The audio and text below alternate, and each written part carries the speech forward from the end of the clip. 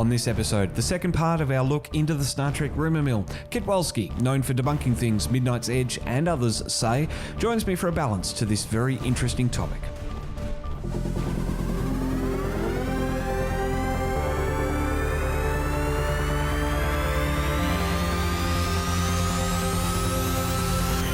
Now, in its 7th year of podcasting, Trekzone presents a Trekzone conversation with your host, Matt Miller. Today, in a Trekzone first, 2 interviews have dropped on our channel at the same time. The first, with Midnight's Edge, linked in the video description, talks about how they gather the rumours and tidbits of information and present it to the audience. The second, this one, with Ketwolski, provides the other side of the topic. Midnight's Edge were not aware that I would include this chat while covering the rumour mill, and Ketwolski has listened to the Midnight's Edge interview in preparation. However, this is not just about Midnight's Edge. This is about the Star Trek rumour mill. Well, he joins me now. It is Mr. Ketwolski from the other side of the internet. Sir, thank you very much for your time. Thank you for having me. I'm excited to be here.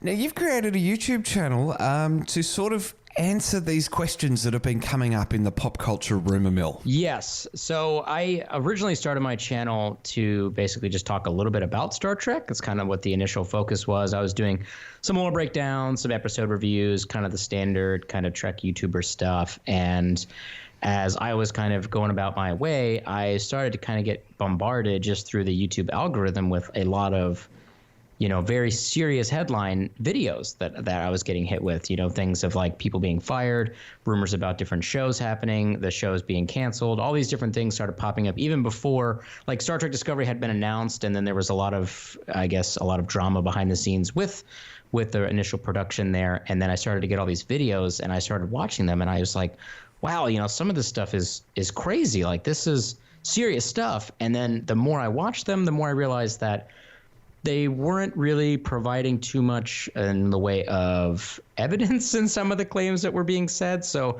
I eventually just kind of let it off. And then eventually I kind of got fed up with it a little bit. And then I made some joke videos about it. And it's kind of evolved since then into a much more serious breakdown of some of the reviews, and here I am now. One thing that I've liked to say is about these videos, the negative videos, has been that, and it's something that I experienced firsthand through my work when we were going through some turbulent times with administration and all this sort of stuff. By the time it gets to the employees on the shop floor, the actual truth is so far distorted from what the executives and the higher ups had actually intended that it really can't be relied on.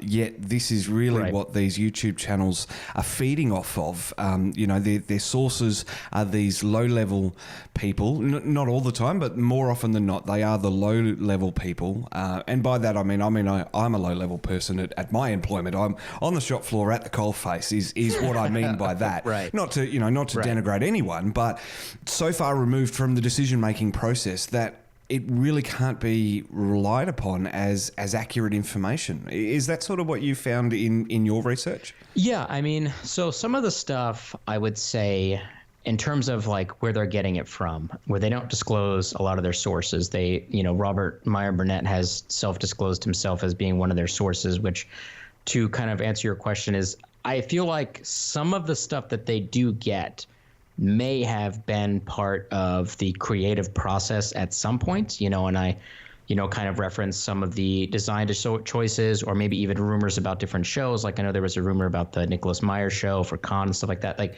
they may have been creative discussions that fell by the wayside, but they reported on it with their rumor stuff, where some of that stuff is like, okay, like you can't really ding them for that. That's not really necessarily, trying to be hurtful or trying to stir up negativity or anything like that, where it's just, this is something that may have been discussed at some point. But when you get into some of the more intense and more serious of the rumors that nobody beyond like CBS executives and Alex Kurtzman and his senior staff would be the only people on the planet that would know the answer to these questions, that would be able to accurately describe these things. And do I believe that those people at that high level are disclosing this information and risking their professional careers and their lives and their reputation and all that stuff like that to not their lives, but their livelihood to just say some stuff on the back end about something that may or may not be happening. I wasn't buying it. I was just not something I could consciously subscribe to. And in terms of full disclosure here, of course, we're not just talking about Midnight's Edge, although that is the reason that we are talking today is my chat with them and to provide a balance to the chat and you know, them saying that these rumours and all this sort of stuff should be presented to the public to make up their own mind. But, you know, Ketwolski, you have listened to the chat that I had with them. What was your sort of takeaway from what they were saying? So some of the stuff that they were saying, I kind of expected to hear, and some of the stuff that they were saying is right, where they did say, you know, to the effect of, like, they listed off a few things that people falsely accused them of saying or have had said in the past. And I've listened to probably more Doomcock, Nerdrotic, and Midnight's Edge videos than probably some of their fans have, because I do a lot of research on certain things that they say. And so I've watched a lot of their content, so you guys can enjoy that ad revenue. So, but I have watched a lot of their content, and like, right, specifically for Midnight's Edge, I spent a lot of time looking for it to see if they ever said it. They've never said the words Star Trek Discovery is canceled. You know, and that's something that people like to attribute to them as saying. And they're right to say that they never said that, because they never did. Nothing that I could ever find that they ever openly stated that the show was absolutely canceled and that they had that from their sources. They had everything else under the sun about it's in danger, it's, you know, the production is falling apart, the cast and crew has been sent home, the production staff has left. They've got all these other things that they've said, but they've always kind of come short of just saying those exact words. And I think that that is deliberate on their part, because they know unless they actually get that word to not report that, because someone like in my position is going to hammer them to the high heavens if they were to ever say that, which I have hammered the other rumor channels for saying that, because some of the other rumor-based channels do go that far and don't really necessarily care about getting criticism. But so some of that stuff was good. Other stuff that they said where they kind of tried to dismiss and state like the majority of the things that they say are usually right, I would disagree with that. I actually have a video where I went through, I want to say 14 or 15 of their Trek-related videos and pointed out all the times that they were wrong about different rumors or different assumptions or different statements that they had, because they get a little definitive sometimes with the things that they're saying, even in their rumors section and stuff like that. You know, and I'll kind of bring up just a few things that I kind of like think about, like when people say, well, what has Midnight's Edge gotten wrong before? And just two very recent examples of that is one of the videos, they did like a whole series of videos about how terrible production was for Star Trek Picard and that everything was falling apart, people were being sent home, all this stuff like that. And they openly stated, not rumor, like that this was like definitive, they had the answer of that not a single frame of an actor in costume had been filmed. And they released that video on May 14th. And the very next day, we obviously had a bunch of leaked photos leak online of Patrick Stewart on set. So, number one, we definitely know that that wasn't true. But then they tried to follow that up with another video in June, I think it was, where they said something to the effect of that the production for Star Trek Picard began in earnest on May 14th. But that's also not true, you know, because we know I personally had photos sent to me on May the 1st that had Patrick Stewart and people on set filming. And then Twitter, there was a bunch of photos being posted around on Twitter on May 2nd, which showed Patrick Stewart on set as well. So we even know that's not true, but they never bother to address those things or really clarify that they got that stuff wrong. They kind of try to like brush it off and make it seem like it was like the implication there was almost like they started filming because Midnight's Edge was pointing it out, and which I think is, you know, obviously ridiculous. And then the other thing, obviously the big one being that Alex Kurtzman was fired. They were totally wrong on that. And I can't believe that they ran with that story because it was so obviously bogus that I don't even understand why they particularly ran with it, because they tried to advertise themselves as the more investigative branch of the rumor mill stuff, which I understood why Doomcock and Nerdrotic kind of ran with that story, because they're not really the investigative branch. And they even said in their video about that, their initial video about that, it says, quote, last we heard from a different source that reported on Nerdrotic's and Doomcock's is that Nerdrotic, or that Kurtzman had indeed been fired and he was escorted from the premises and that his severance pay package had been triggered, which we know know that's not true either. And then they don't really address that. They don't really address the fact that they said those things. And then they try to package it in with a bunch of other rumors, and then they layer on the facts onto it to try to confuse people a little bit as to what's really going on. So that's kind of where my beef is with that. I don't really like the rumors. I don't really like things that can't be proven or that you can't provide any kind of data on. Like, show me something. Even the things that I refute with them, where I try to fight back with, I can't prove this stuff because a lot of it is just someone told them that. So I have to try to dig up stuff that can serve as kind of another method of looking at the same situation, which is challenging sometimes. Like when I did Netflix, the whole Netflix situation, that was very challenging. I spent weeks researching that to try to come up with the best way to kind of approach that topic. So I don't necessarily think that they were taking the criticisms that they get seriously, and that they really do believe that the majority of the time that they are correct. When you dive so deep into what they're saying, what all these channels are saying and reporting as fact, have you ever sort of had a moment where you sort of go, shit, they might be right here? So because it's fair to ask that question, because it's like, am I just here to just be the opposite edge of the opposite side of the coin?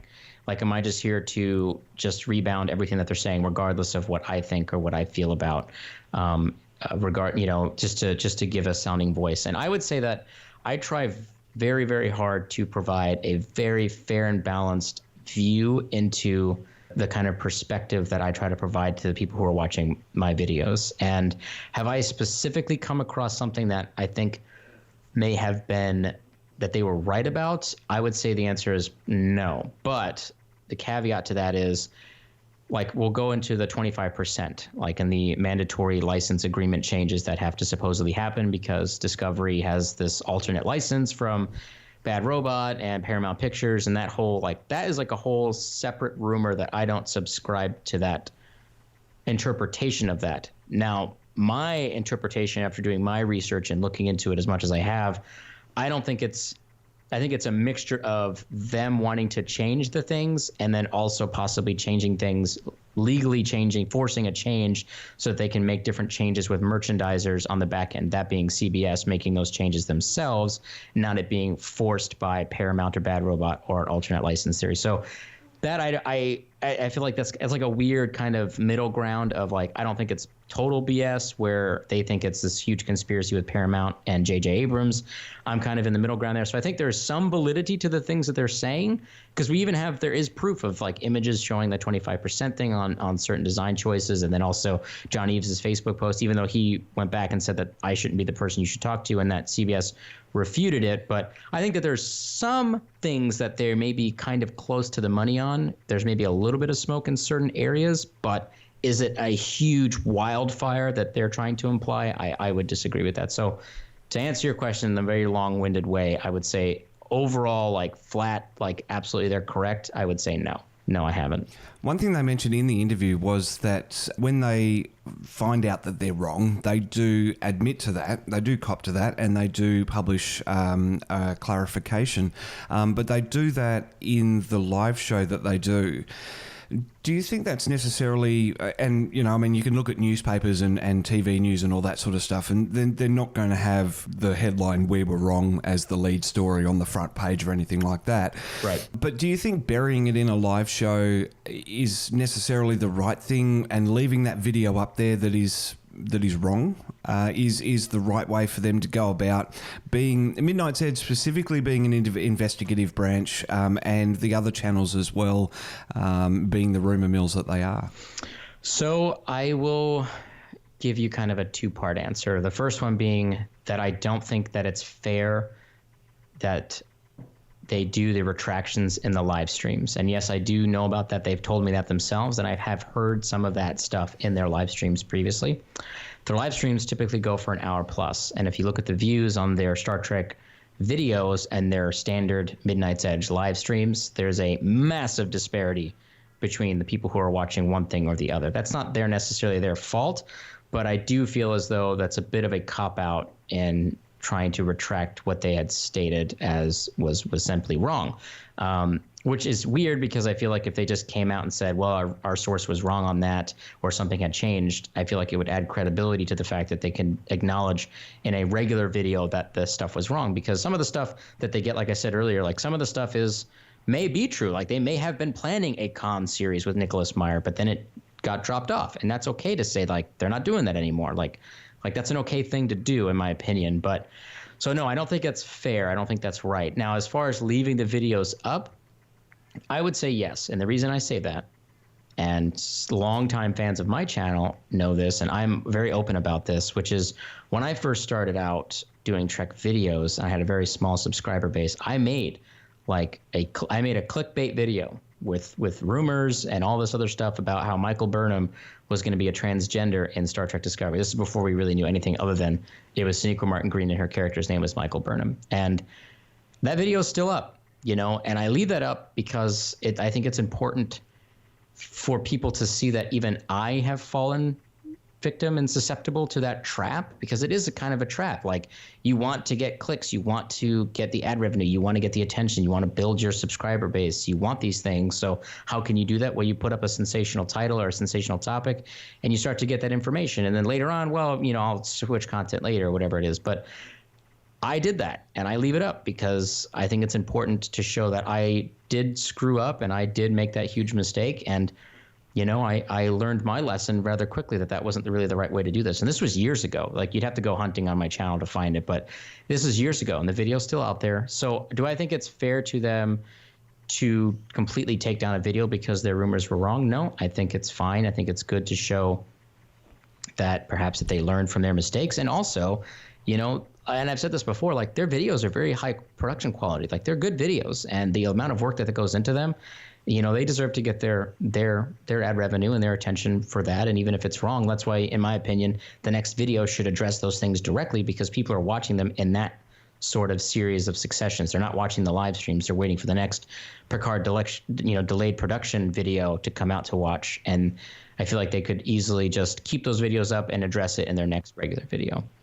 It is such a difficult dilemma to tackle as a content creator that you're right. You do want those videos, you do want those views rather, and you do want the ad revenue that goes with that as much as it is, and all that sort of stuff. And here at Trekzone, I've been struggling with that as well. We're sitting here with 1,400 subscribers on YouTube and churning out what I think and what a lot of the feedback that I get with very quality videos as well. But there was a time as well where I sort of dabbled in that, going down that path of just reporting everything that you hear. Right. And it is a very easy trap to fall into, and there seems to be a market out there. People are looking for these videos. They're looking for someone to create a video that they agree with because they don't necessarily like what they're seeing.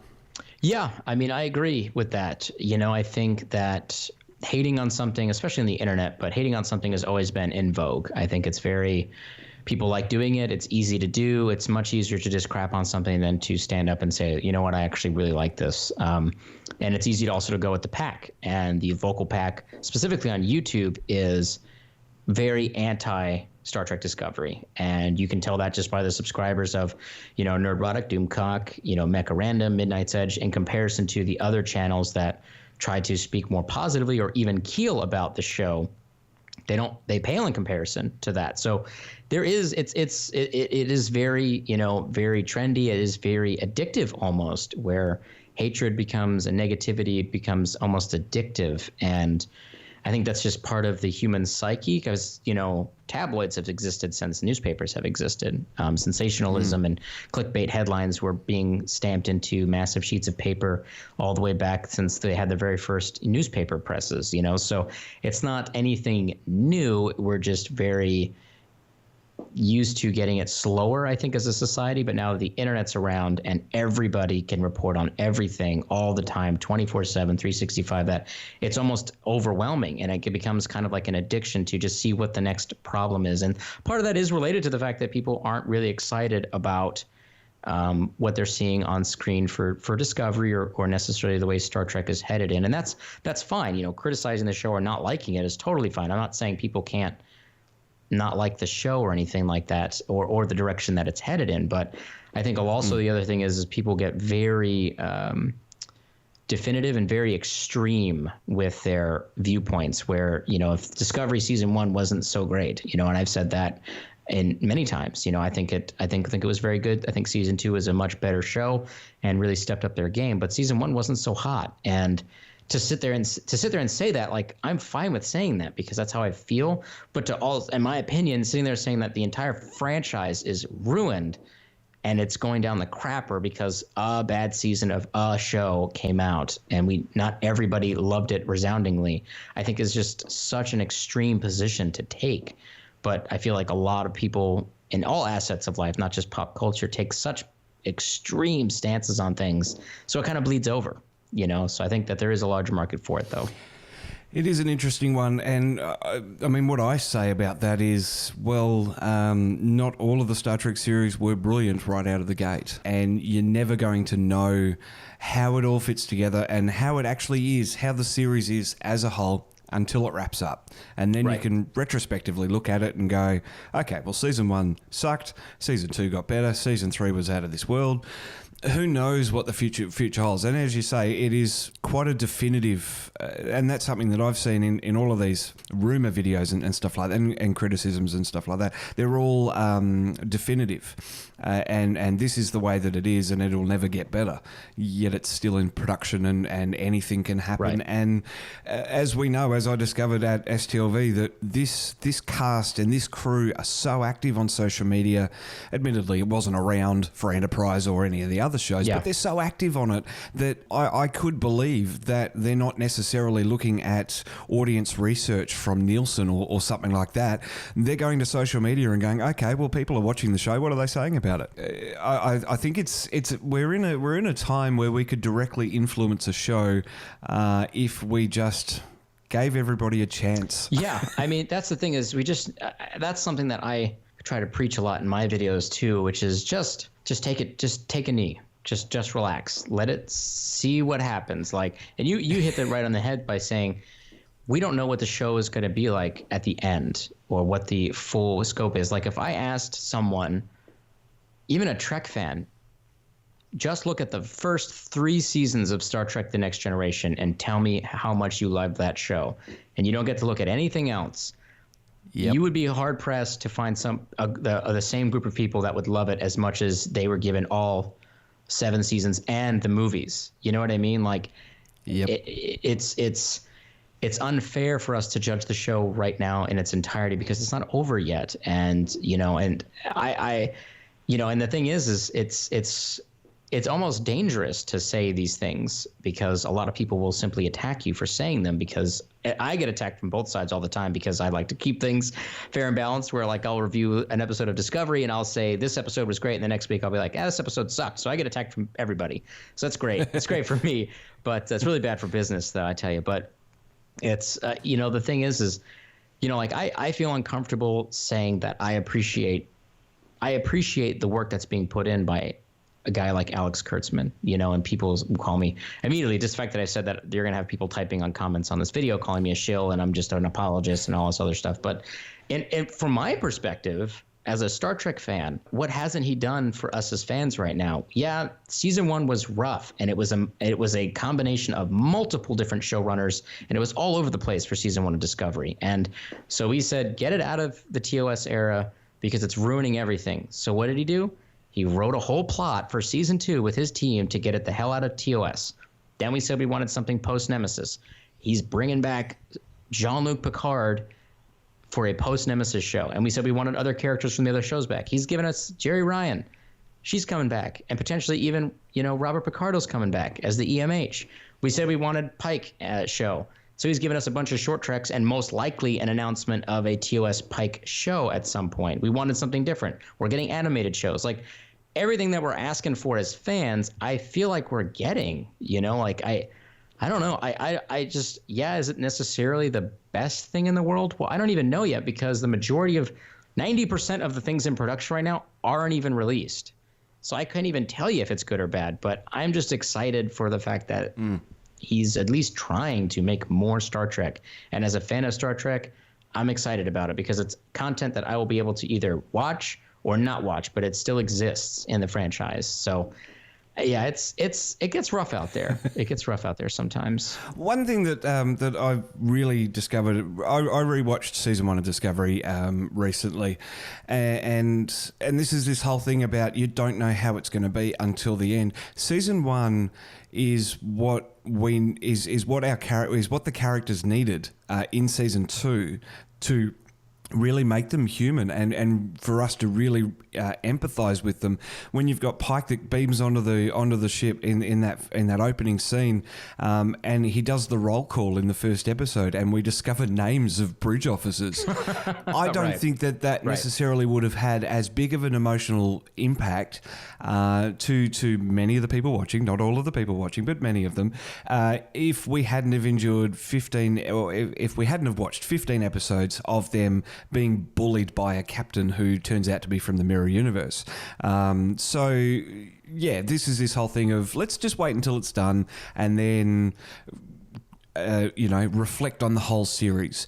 But I'm not saying don't criticize episodes. Episodes can stink, episodes can be great, but overall the whole show isn't in trouble, and these channels are out there finding bits of information, reporting on them, many of them reporting on them as fact, and it really leaves a bad taste in some people's mouths. It spins everybody up, and it just... The thing is that some of these channels, like I said, like they have such huge platforms and huge influence over the people who are watching their videos. And yeah, they will absolutely say, this is just a rumor. We can't confirm or deny. And Midnight's Edge does that. Doomcock does that. I think Nerdrotic does that in a lot of his videos. They do say that. And, and I will give them credit for at least saying those things. But the thing is people still take it and they weaponize it and attack other fans with this information, and they believe it to be true. Now, part of that is on the viewer. They should know better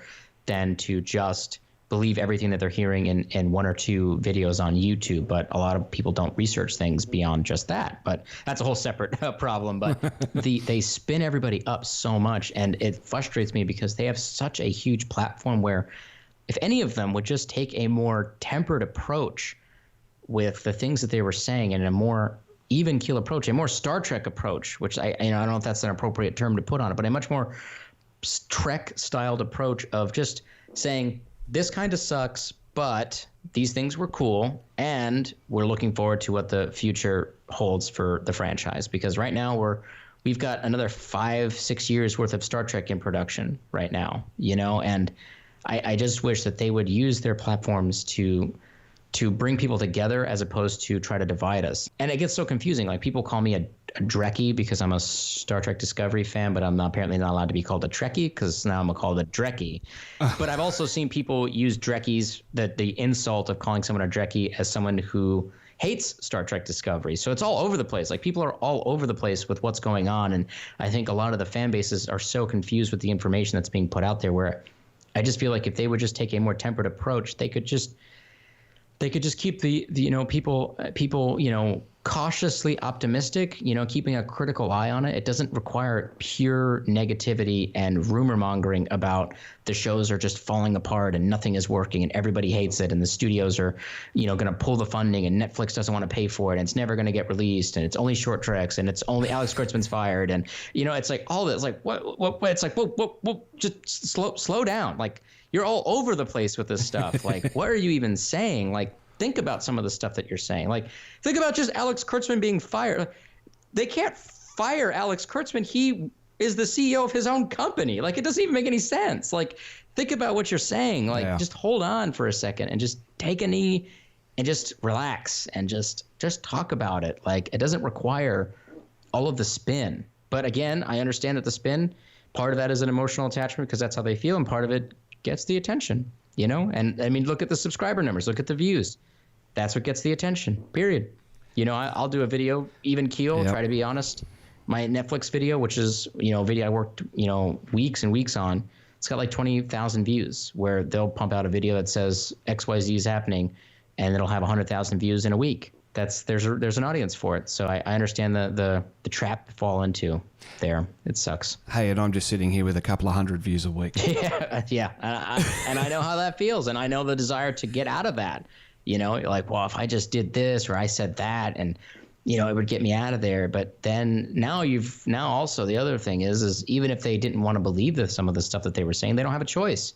They have to say it. Because that's what their fan base comes to expect. If they got on there and said, you know what, Discovery was actually, season 2 was actually pretty good, they would be calling the police because they would assume that Alex Kurtzman was in their house holding a gun to their head. It's a complicated. It's very complicated. It's a very complicated mess. There are algorithms. There are everything that goes into all of this that makes it all happen. That makes the world of YouTube spin. And we just sit here and we just plod along and do our thing and enjoy the fandom. And I think the biggest takeaway from all of this, as I sit in the new studio here at Trekzone, and I look to my right, there is a window out there, ladies and gentlemen, and there is a whole wide world where there are no TVs or TV shows or movies. People could go out there. I have a garden, a beautiful garden that's out there, Ketwolski. I could just potter in there. And no, I don't need any views or anything like that. I could just potter in the garden. Yet, here we are trying to solve the YouTube problem. I don't think we will win though. No, we won't. Unfortunately, it's the name of the game in some regards on YouTube. It's a fight that we can't win, and that we're just in the hopper just like everybody else. And some people are going to win it because they know how to. Like right now, we're talking right now, and I have YouTube up on my right, and there's like a video. There's like several videos recommended, and the first one at the top says the title is "Confirmed Rey is the next Darth Vader for Star Wars." How? Where did you even get? Like, I don't even know. Like, that's just what the thumbnail says, but it's like, but it makes me want to click on it. You know what I mean? Like, what are you talking about? Like, where did you get this from? Like, it makes me want to click on it.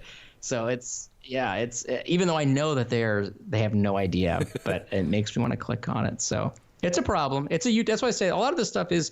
I don't think that, and I've said this before, and I don't know if hopefully the viewers of this video have gotten to this point and they haven't just flamed us and turned it off. But I've always said that I like Midnight's Edge's stuff, and I even like, and this is another controversial thing, I even like Doomcock stuff, because I thought the whole get up, the dress up and all that stuff and the voice modulator, I thought that was so cool. That was such a unique idea to put a twist on definitely the Talking Heads news videos. And I was like, wow, I was like, man, I wish it made me like sit there when I was watching his videos initially. I was like, man, I wish I had thought of that, because that is such a cool way to stand out from a crowd, and I do enjoy their videos from a production quality. And this as a YouTube content producer as well, like their quality is very good. Like it's a lot of work they're putting into it. The quality of video is solid, and I don't have any negativity about any of them. I really don't feel negative towards any of them. I don't hate any of them. I don't want to get into a fist fight with anybody or start a flame war or anything like that. My beef specifically is with rumor mongering to stir up negativity and hatred. And then the other piece with that is usually gatekeeping, which I'm not a fan of either. Fantastic. Well, I think we could talk for another few hours, Ketwolski, but we better wrap it up, because I think we have addressed both sides of the pop culture rumor mill. We've heard from the content creator of these videos. We've heard from the content creator of the videos that debunk a lot of the stuff. And that's sort of where I like to fit myself in amongst all of this and sort of facilitate all of that. And allow viewers, hopefully from Midnight's Edge's channel, have come over and listened to their chat. Hopefully they've come over to our chat as well to hear the other side. Hopefully your viewers have done the same thing. Hopefully my viewers have done the same thing. Hopefully there are other people out there as well that are, maybe I need to come up with a clickbait headline to get people across, but that's right. Maybe it could be confirmed Alex Kurtzman really is... Is not leaving. Yeah, still on Discovery, still on Star Trek. Yeah, exactly. Fantastic. Ketwolski, thanks so much for your time today, man. I really appreciate it. Thank you so much for having me. I really appreciate it as well. Get exclusive access to podcast and behind-the-scenes info by becoming a member on Patreon today. Supporting Australia's unofficial home of Star Trek gets even better, with membership starting at just $1 per month. Jump over to patreon.com/TrekZoneOrg.au.